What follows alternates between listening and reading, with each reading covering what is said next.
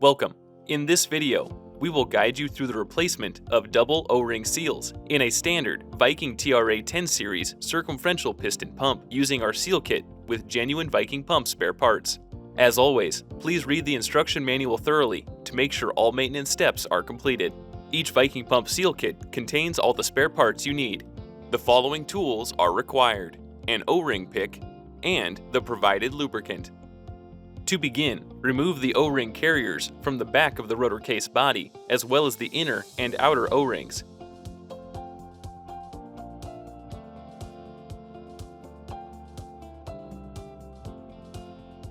Remove the seal sleeves from each shaft.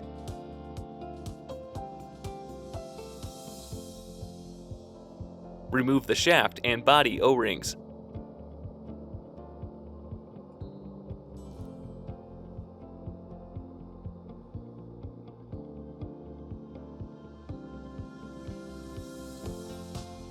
You are now ready to install new double O-ring seals. Lightly lubricate the pump body O-rings and install.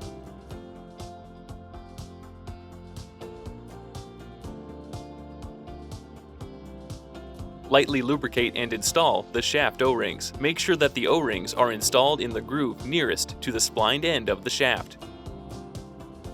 Now slide the shaft sleeves against the shaft shoulder. Shaft sleeves with prongs must be installed with prongs on each side of the drive pin, while slotted sleeves need to be installed with the slot over the drive pin.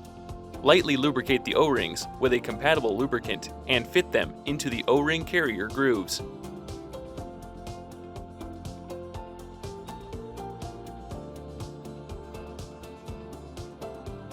Install the O-ring carriers into the pump body so the carrier notch engages with the pin in the body.